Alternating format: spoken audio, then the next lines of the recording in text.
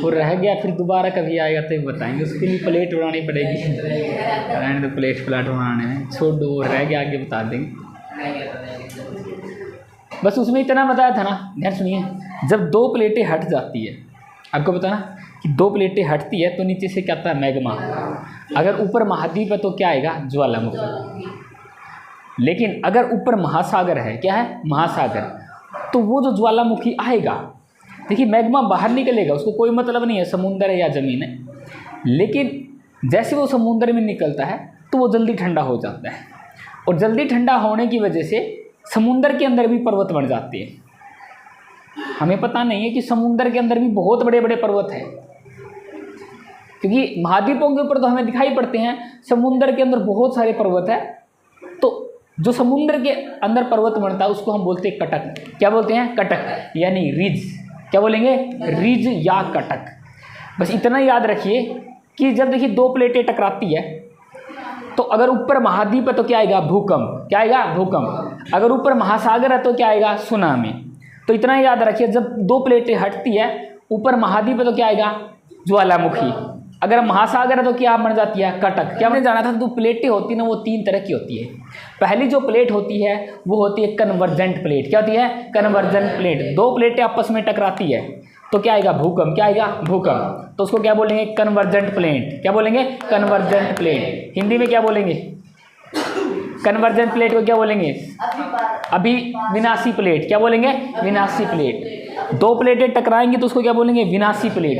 2 प्लेटें हटेंगी तो क्या बोलेंगे, डाइवर्जेंट प्लेट। क्या बोलेंगे, डाइवर्जेंट। तो वो प्लेट क्या होगी, उसको क्या बोलेंगे, संरचनात्मक प्लेट। क्या बोलेंगे, संरचनात्मक प्लेट। 2 प्लेट ऐसे मूवमेंट करेगी तो उसको क्या बोलेंगे, ट्रांसफॉर्म बाउंड्री। क्या बोलेंगे, ट्रांसफॉर्म बाउंड्री। हिंदी में क्या बोलेंगे, संरक्षी प्लेट। क्या बोलेंगे, संरक्षी प्लेट। अब देखेंगे हम इंडिया का जो मेन भौगोलिक विभाजन है उसकी हम बात करेंगे, यानी इंडिया का जो फिजिकल डिवीजन है, यानी भारत का मुख्य जो विभाजन है वो मेनली 4 तरह का है।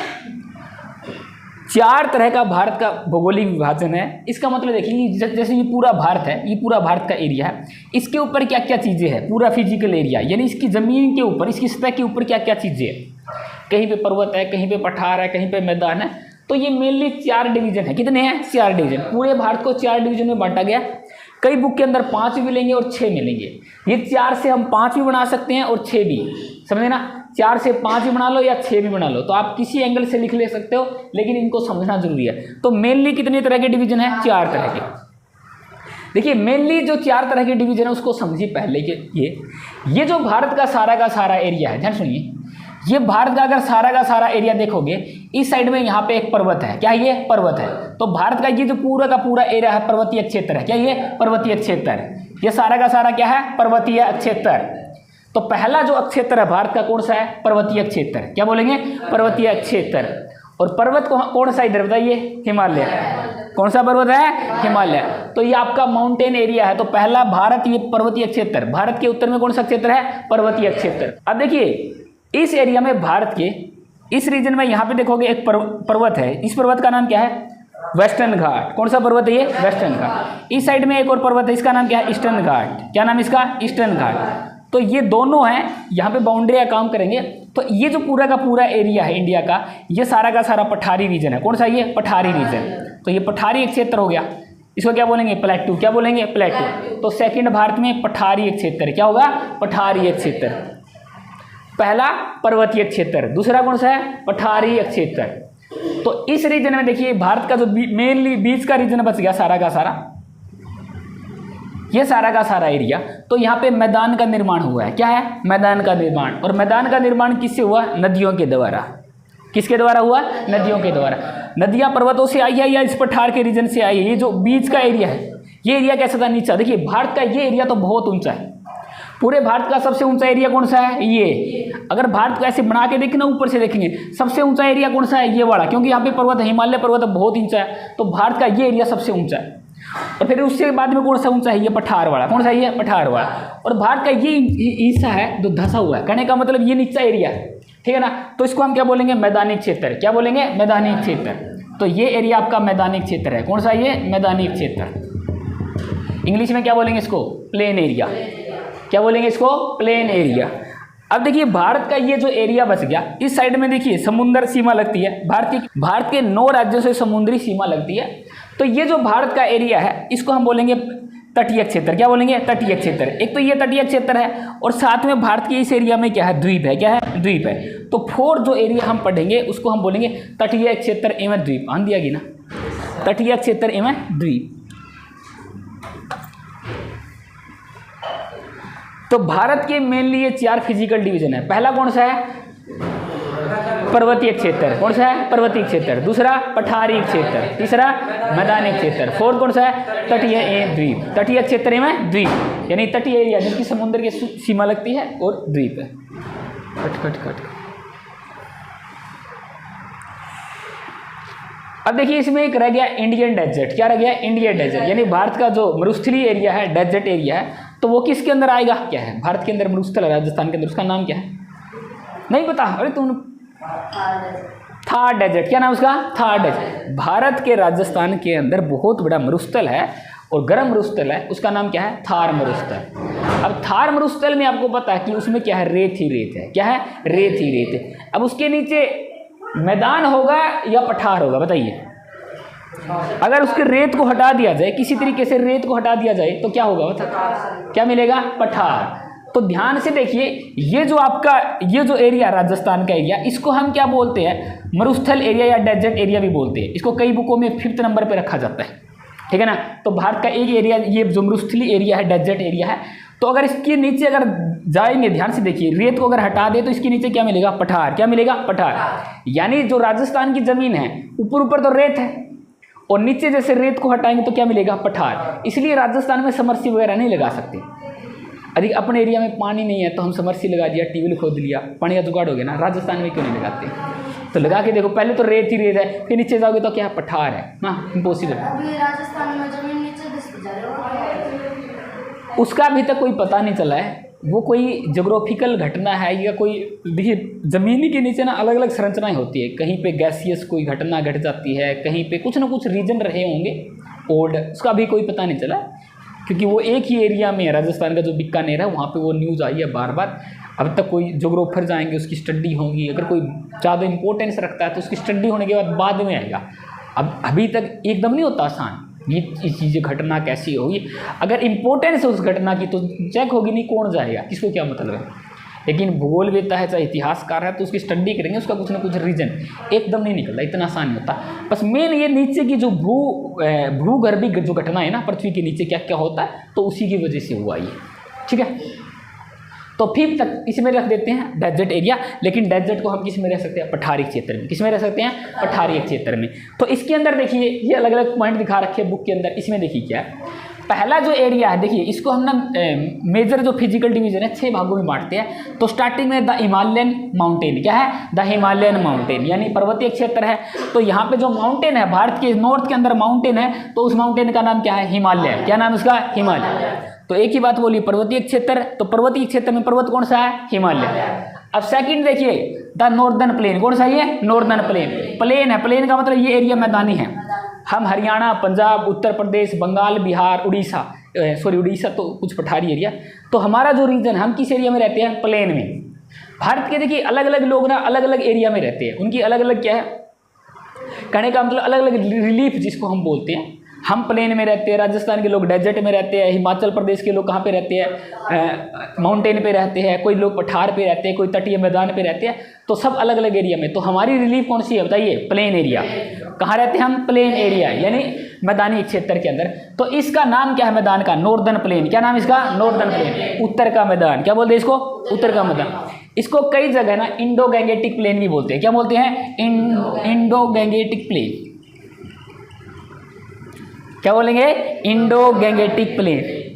क्योंकि ये जो मैदान का निर्माण किसने किया है? इंडस रिवर ने और गंगा नदी ने। ठीक है ना? तो ये गंगा नदी और इंडस रिवर है, इनके बीच का एरिया, कहने का मतलब इन नदियों के द्वारा ये बनाया गया, तो इसको इंडो गैंगेटिक प्लेन भी बोलते हैं। आगे बात समझ में। तो उत्तर भारत में तो इसको क्या बोलेंगे? Northern plain. क्या बोलेंगे? Northern plain. उत्तर भारत का विशाल मैदान। क्या बोलेंगे? उत्तर भारत का विशाल मैदान। ये बहुत बड़ा मैदान है, ये 2400 किलोमीटर लंबा है। समझ गए ना? तो इसको अलग अलग नाम से जानते हैं। आगे देखिए नेक्स्ट, थर्ड आपका पेनिनसुलर प्लेटू। क्या है? पेनिनसुलर प्लेटू। प्लेटू को हिंदी में क्या बोलते हैं? पठार। क्या बोलेंगे? पठार। अब पेनिनसुलर क्यों बोलते हैं इसको? क्योंकि भारत क्या है? पेनिनसुला। भारत क्या है? पेनिनसुला यानी प्रायद्वीप। देखिए पेनिनसुला क्या होता है? कोई भी एक ऐसा एरिया, ध्यान सुनिए, कोई भी पृथ्वी का एक ऐसा एरिया जो तीनों ओर पानी से घिरा होता है उसको हम क्या बोलते हैं? पेनिनसुला। क्या बोलते हैं? पेनिनसुला। तो भारत के तीनों ओर में पानी है। इस साइड में बे ऑफ बंगाल। क्या है? बे ऑफ बंगाल। इस साइड में अरेबियन सी और नीचे क्या है? इंडियन ओशियन, हिंद महासागर, बंगाल की खाड़ी, अरब सागर। तो भारत के तीन साइड में क्या है? पानी है। क्या है? पानी है। तो कोई भी पृथ्वी का एक ऐसा एरिया जिसके तीनों साइड में पानी पानी, उसको क्या बोलते हैं? प्रायद्वीप। इंग्लिश में क्या बोलते हैं? पेनिनसुला। क्या बोलेंगे? पेनिनसुला। तो ये कह रहे कि पेनिनसुला बोलेंगे, पेनिनसुलर। देखिए पेनिनसुला होता है प्रायद्वीप। क्या होता है? प्रायद्वीप। और प्रायद्वीपीय के लिए पेनिनसुलर। समझ गए ना? प्रायद्वीप क्या होता है? पेनिनसुला और प्रायद्वीपीय पेनिनसुलर। तो इसी की बात कर रहा ना, इधर एडजेक्टिव लगा है। आर्टिकल के बाद क्या आता है? नाउन। आर्टिकल के बाद क्या आता है? नाउन। आर्टिकल और नाउन के बीच क्या आएगा? Adjective.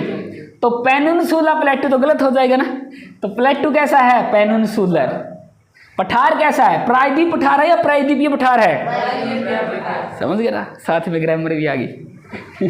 Part of speech. Mohit clear है? समझ गया प्रायद्वीप क्या होता है? नवीन समझ गया? और क्वेश्चन है आपका? हाँ, एनी प्रॉब्लम? अभी नहीं? हाँ, थोड़ा थोड़ा गया। कोई भी जमीन का एरिया जिसके तीन ओर पानी लगता है उसको क्या बोलेंगे? क्या बोलेंगे? पेनिनसुला। हिंदी में क्या बोलेंगे? प्रायद्वीप। कोई जमीन का एरिया जिसके चारों तरफ पानी लगता है उसको क्या बोलेंगे? द्वीप। क्या बोलेंगे? द्वीप या टापू। द्वीप या टापू। इंग्लिश में क्या बोलेंगे? आइलैंड। क्या बोलेंगे? आइलैंड। जोड़ पे मर जाते कई बार आइलैंड, और वहाँ पे भैंस जाके रुक जाती है, तो कई बच्चों को बड़ी तकलीफ होती है। अरे समझ गए ना? जो जोड़ पे नहीं जा सकते वो डरे मार मार के ऐसे रोज ऐसे निकल निकल। अब तो टापू था अपने उसमें जोड़ में, वो खत्म हो गया। समझ गए ना? एक क्वेश्चन है, दुनिया का सबसे बड़ा प्रायद्वीप कौन सा है? Which is the largest peninsula of the world? Which is the largest peninsula of the world? Wrong. I have already uploaded the short video in this channel. Which is the largest peninsula of the world? दुनिया का सबसे बड़ा प्रायद्वीप कौन सा? अरब प्रायद्वीप। कौन सा है? अरब प्रायद्वीप। अरब का प्रायद्वीप जिसपे 7 देश है। अरब के ऊपर क्या है? 7 देश है। तो प्रायद्वीप, उनके तीनों ओर पानी है, तो वो सबसे बड़ा है। क्वेश्चन आए तो याद रखना, सबसे बड़ा प्रायद्वीप कौन सा है? अरब का प्रायद्वीप। कौन सा है? अरब का प्रायद्वीप। आगे देखिए, नेक्स्ट है इंडियन डेजर्ट। तो ये डेजर्ट है, आपको पता है मरुस्थल है, तो इसका नाम क्या है? इंडियन। क्या है? इंडियन। इसको इंडियन डेजर्ट भी बोलते हैं, और इसका एक और नाम है थार डेजर्ट। क्या बोलते हैं इसको? थार डेजर्ट। तो इसका नाम क्या है? थार डेजर्ट। आगे बात समझ में क्लियर है? नेक्स्ट देखिए, द कोस्टल प्लेन। ये एरिया देखिए, ये जो प्लेन एरिया है, भारत के 2 तरह के एरिया प्लेन। एक तो ये प्लेन एरिया है, हरियाणा, पंजाब, उत्तर प्रदेश, बंगाल, बिहार वाला। और एक क्या है, यहाँ पे पर्वत है, आपको पता नहीं इस साइड में क्या पर्वत है, इस साइड में समुद्र की सीमा लगेगी, इस साइड में भी क्या है? पर्वत है, इस साइड में समुद्री सीमा। ये जो एरिया बच गया, ध्यान सुनिए, ये जो एरिया बच गया, तो यहाँ पे भी प्लेन है, जैसे इस एरिया में यहाँ पे भी मैदान है। भारत के दोनों ही साइड में यहाँ पे क्या है? मैदान। क्या है? मैदान। तो इसको क्या बोलेंगे? तटीय मैदान। क्या बोलेंगे? तटीय मैदान। यानी समुद्र के तट के ऊपर भी मैदान है। भारत में 2 तरह का मैदान, एक तो हम जहाँ पे हम रहते हैं, इसको क्या बोलते हैं? Northern plain. क्या बोलते हैं? Northern plain. एक कोस्टल प्लेन है। क्या ये? कोस्टल प्लेन, तटीय मैदान। क्या ये? तटीय मैदान। तो इस साइड में भी है, इस साइड में भी है, ये मैदानी एरिया है। आगे देखिए, द आइलैंड। ठीक है ना? तो द्वीप है, और मैंने बताया था आइलैंड को हिंदी में क्या बोलते हैं? टापू। क्या बोलते हैं? टापू। टापू या द्वीप। ऐसा एरिया जिसके चारों तरफ पानी है उसको क्या बोलेंगे? द्वीप। हाँ, सबसे बड़ा टापू ग्रीनलैंड। कौन सा है? ग्रीनलैंड। दुनिया का सबसे बड़ा island Greenland. Which is the world largest island? Greenland. Which is the largest island of the Asia continent? Asia महाद्वीप का सबसे बड़ा कौन सा है? ये दुनिया का सबसे बड़ा कौन सा है? ग्रीनलैंड। दुनिया का सबसे बड़ा ग्रीनलैंड। एशिया का सबसे बड़ा कौन सा है? बोर्नियो। क्या नाम है? Borneo. And which is the biggest island in the Europe? Which is the biggest island in the European continent? I have already uploaded this short video in this channel. You know? Britain. क्या है? Britain. जो England देश के लोग हैं ना, जो भारत के ऊपर राज करते हैं, ब्रिटेन में 3 देश है। कितने हैं? 3 देश है। तो ब्रिटेन भी एक आइलैंड है, जैसे ऑस्ट्रेलिया एक आइलैंड है और ऑस्ट्रेलिया एक देश है। ब्रिटेन एक देश और ब्रिटेन क्या है? का आइलैंड है। क्या है? आइलैंड है। तो यूरोप का सबसे बड़ा आइलैंड ब्रिटेन। एशिया का, हाँ, यूके आइलैंड नहीं है। UK is not island, UK is country, but Britain is island. England is not island, England is a country. Okay, you understand? समझ गए ना? क्लियर है मोहित? क्लियर है? तो ये क्या है? आइलैंड है। तो भारत के ये बुक के अंदर मिलेगा 6 क्लास की, 9th क्लास की बोल रहा हूँ, ये 6 पार्ट मिलेंगे। कितने मिलेंगे? 6 पार्ट। तो भारत का भौगोलिक विभाजन कितने भागों में बांटा गया? 6 भागों में। तो पहला कौन सा बताइए? हिमालय मानव। दूसरा कौन सा है? नेक्स्ट कौन सा है? नेक्स्ट अगला कोस्टल प्लेन। नेक्स्ट कौन सा है? आइलैंड। कौन सा है? आइलैंड। समझ गए ना? समझ गए ना? क्या हो गया? दादा आ गए, 3 है कि 6 दादा रहे?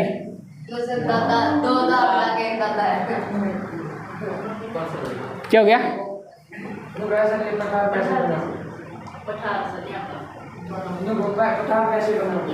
पठार कैसे बना था? ध्यान सुनिए, पहले तो बताएंगे पठार क्या होते हैं, पर्वत क्या होते हैं, पहाड़ी क्या होते हैं। एक बार उसको करिए, ये पठार कैसे बना। देखिए ध्यान सुनिए, प्लेट टेक्टोनिक की जो घटना हुई थी ना, यहाँ पे एक साइड में एक अरेबियन प्लेट थी। कौन सी प्लेट थी? Arabian plate. सुनिए पठार कैसे बना था। यहाँ पे तो अरेबियन प्लेट थी, यहाँ पे कौन सी प्लेट थी? Indian plate. देखिए साथ इसमें समझिए, एक बार दोनों चीज़ समझिए कि हिमालय का निर्माण कैसे हुआ। इसके बारे में थोड़ी चीज़ें मैं समझा देता हूँ। प्लेट का मतलब ऐसे नहीं कि अपने बर्तन वाली प्लेट वगैरह छोटी पे, तो सोचे लेंटर वाली प्लेट। प्लेट का मतलब जो अर्थ की जो क्रस्ट है, एस्थेनोस्फीयर है, जो ज़मीन है, जो क्रस्ट, इसकी चौड़ाई बहुत होती है, 50 किलोमीटर 100 मीटर, 50 या 100 किलोमीटर तो चौड़ी होती है, कहीं पर 30-35 किलोमीटर, इतनी चौड़ी और बहुत लंबी है। तो पूरी जो धरती बनी है ना, ये अलग अलग प्लेटों से बनी, ये टूट जाती है अलग। 2 चीज़ क्लियर करेंगे, पठार कैसे बना और ये हिमालय पर्वत कैसे बना। देखिए आपको सभी को पता ना, ये जो पेंजिया ना 2 भागों में टूट गया था। किस में टूट गया था? 2 भागों में। एक वाला, ऊपर वाला कौन सा था? अंगारा लैंड। कौन सा था? अंगारा लैंड। और नीचे वाला कौन सा था? गोंडवाना लैंड।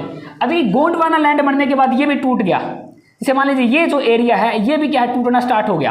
गोंडवाना लैंड है, ये भी क्या है? टूटना स्टार्ट हो गया। यहाँ से ड्रिफ्ट हो गया, यहाँ से भी कुछ ड्रिफ्ट हो गया, यहाँ से भी कुछ ड्रिफ्ट हो गया। तो बाद में ये भी टूटा और जैसे समुद्री जलधारा इनको अलग कर देती है।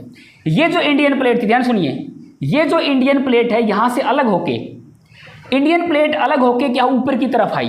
ध्यान सुनिए, ऐसे मूवमेंट किया। ये देखिए प्रोसेस होता है ना, हजारों करोड़ों सालों में होता है, लाखों करोड़ों सालों में, ऐसे नहीं एकदम। तो धीरे धीरे 1 साल में थोड़ा सा इतना सरकती है प्लेट, समझे ना? तो बहुत कुछ सेंटीमीटर, यानी कहने का इतना सा सरकेगी 1 साल में। ये प्लेटें ना सरकती है 1 साल में, इतना सरकती है, तो देखिए कितना समय लगेगा। तो हजारों करोड़ों साल में धीरे धीरे क्या है, ये इंडियन प्लेट यहाँ से अलग होना स्टार्ट हुई। तो ये इंडियन प्लेट क्या है, एक टाइम पे क्या है, यहाँ से अलग होके यहाँ पे आ गई, समझे ना? यानी ये इंडियन प्लेट है, यहाँ से अलग होके यहाँ पे आ गई। फिर क्या ये मूवमेंट करती यहाँ पे आई, तो धीरे धीरे क्या इससे ड्रिफ्ट होते छूटती अलग अलग ऊपर की तरफ आ रही थी। अब ध्यान सुनिए, ऊपर में एक जो बड़ी प्लेट थी, इसका नाम था यूरेशियन प्लेट। क्या नाम था इसका? Eurasian plate. इसको हम यूरेशियन प्लेट बोलते थे। क्या बोलते थे? Eurasian plate. देखिए ये बहुत बड़ी प्लेट है, यूरेशियन प्लेट। और जैसे जैसे ये इंडियन प्लेट ऊपर की तरफ आई, यानी नॉर्दर्न जो आपका उत्तरी गोलार्ध है, इसकी तरफ जैसे जैसे ये प्लेट आई, ध्यान सुनिए, तो आपको सबको पता है यहाँ पे कौन सा सागर होता था? तेथिस सागर। कौन सा था? तेथिस सागर। तेथिस सागर के अंदर आपको पता है कि देखिए पानी है, जो भी समुद्र का कचरा है, मछली मगरमच्छ, सारी की सारी चीज़ें, जितना भी कचरा है। तो इंडियन प्लेट जैसे जैसे इस एरिया में आई, ध्यान सुनिए, तो जैसे जैसे इस एरिया में आई तो आगे जाके यूरेशियन प्लेट से टकरा गई।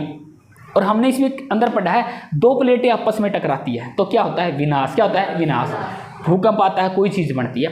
तो हुआ क्या, जैसे ये इंडियन प्लेट इधर जाके आगे टकराई, सपोज कीजिए कि मान लीजिए यहाँ पे ये इंडियन प्लेट आगे इससे टकरा गई, तो ये जो सारा का सारा कचरा था तेथिस सागर का, क्या था? तेथिस सागर का कचरा था। तो इसके टकराने से, इंडियन प्लेट और यूरेशियन प्लेट के टकराने से ये सारा कचरा ऊपर चढ़ गया। क्या है? ऊपर चढ़ गया और यहाँ पे एक माउंटेन का निर्माण हो गया। किसका निर्माण हो गया? माउंटेन का। यानी इंडियन प्लेट यहाँ से टूट के आई थी और आगे जाके यूरेशियन प्लेट से टकरा गई, तो ये सारा कचरा क्या धीरे धीरे ऊपर चढ़ गया और उससे क्या निर्माण हो गया? हिमालय का। किससे निर्माण हो गया? हिमालय का। देखिए 2 प्लेटें टकराती है, ध्यान सुनिए, जब 2 प्लेटें टकराती हैं तो कहने का मतलब क्या, जो भारी प्लेट है ना, भारी प्लेट है, वो कहाँ रहती है? वो तो सेम रहती है। जो हल्की प्लेट है ना ऊपर चढ़ जाती है। जैसे सपोज कि है एक गाड़ी है, वो टकरा जाए तो हल्का कौन सा है? बाइक। बाइक ऊपर उछलेगा, समझ गए ना? तो हल्की चीज क्या ऊपर उछलेगी। तो दो प्लेट जैसे टकराती है, दो प्लेटें जैसे टकराती है तो उससे क्या होता है? जो हल्की प्लेट है कहाँ चली जाती है? ऊपर। कहाँ चली जाती है? ऊपर। और भारी प्लेट क्या है? नीचे होती है।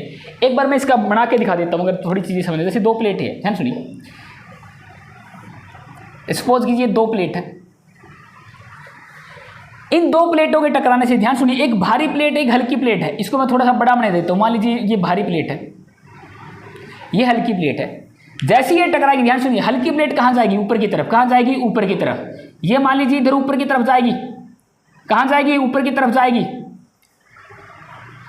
और ये प्लेट क्या है? ये तो सेम रहेगी, यानी ये प्लेट है ये ऊपर उठ जाएगी और ये इसके नीचे तरफ जाएगी। और कहने का मतलब क्या? ये जो प्लेट है ना ऐसे फोल्ड होती जाएगी नीचे जमीन में और ये ऊपर की तरफ उठती जाएगी। और ध्यान से सुनिए, ये जो ना हमें लगता है ना ये पर्वत कैसे बन गया। देखिए ये आकार देखिए, इसका आकार बहुत छोटा है लेकिन प्लेटें बहुत बड़ी होती है। मैंने बताया ना, इसका मैं बना देता माउंटेन। ये तो छोटा लग रहा है, अरे समझे ना? हमें लगा कि ऐसे प्लेटें टकराने से कैसे पर्वत बना।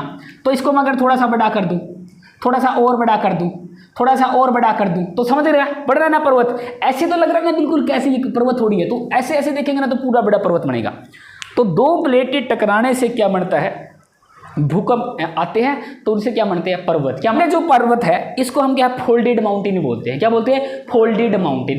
कहने का मतलब क्या है? एक प्लेट है ना नीचे जा रही है, नीचे से फोल्ड हो रही है। क्या हो रही है? फोल्ड हो रही है। और ये पर्वत ऊपर उठ रहा है। तो इस तरह के पर्वत को हम क्या बोलते हैं? Folded mountain. क्या बोलते हैं? Folded mountain. ये जो माउंटेन होते हैं ना, आगे टाइप आएगी माउंटेन किस किस टाइप के होते हैं। वोल्केनो से बनते हैं, वोल्केनिक माउंटेन होते हैं। ये ज्वालामुखी से बने हैं। ये क्या है? फोल्डेड माउंटेन है। प्लेट टकराने से बने फोल्डेड माउंटेन बने हैं। और ये नए पर्वत है। क्या है? ये नए पर्वत है। इसकी ज़्यादा समय नहीं हुआ। तो इसीलिए क्या, ध्यान सुनिए, ये प्लेट क्या हर साल ऐसे टकराती जा रही है। क्या करती जा रही है? टकराती जा रही है। जैसे जैसे टकराएगी तो हिमालय पर्वत की क्या हाइट बढ़ती जाएगी। क्या है? हाइट बढ़ती जाएगी। और जैसे जैसे ये प्लेटें टकराती है, ये बाउंड आपका ना जो जोन है सारा का सारा बाउंड्री जोन है, यहाँ पे प्लेटें आपस में टकराई रही। और एक चीज़ बताइए, इस एरिया में क्या आएंगे? भूकंप के चांस ज़्यादा।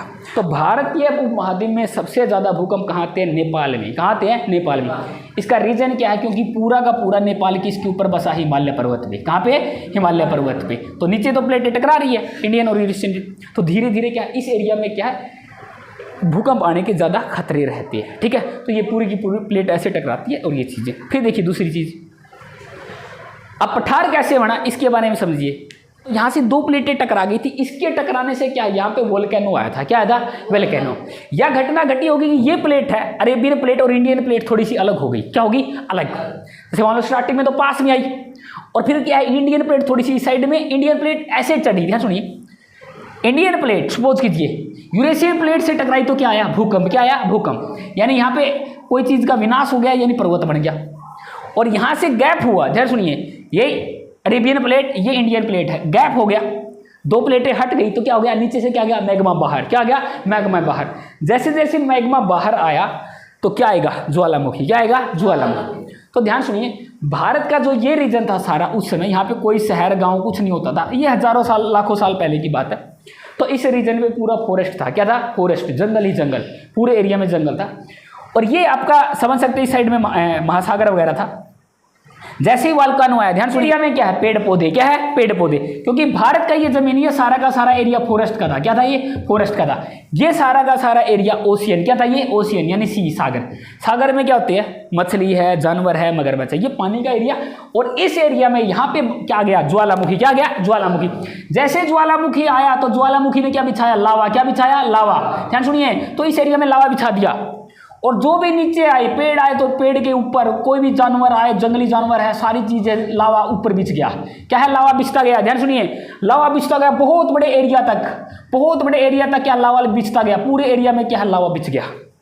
समझ गए ना? यानी जितने भी पेड़ पौधे, जीव जंतु, जानवर थे, सारे के सारे जमीन के अंदर, उनके ऊपर लावा बिछ गया। तो सारे के सारे नीचे जमीन में दफना गए। अरे समझ गए ना? तो ये ज्योग्राफिकल प्रोसेस ना लाखों साल पहले, तो पूरे के पूरे एरिया पे लावा बिछ गया सारा का सारा। तो बिछने के बाद क्या धीरे धीरे ठंडा हुआ। तो इसके नीचे जो सारे पेड़ दबे थे, ध्यान सुनिए, पेड़ दबा था, कुछ भी चीजें दबी है, तो पेड़ दबने से क्या बन गया? वो पेड़ लाखों साल तक दबे रहे तो क्या बन गया? कोयला। क्या बन गया? कोयला। तो इसलिए भारत के एरिया के अंदर देखिए ये जो पूरा का पूरा पठार बन गया, और पठार में सबसे ज़्यादा क्या निकलते हैं? खनिज। क्या निकलते हैं? खनिज।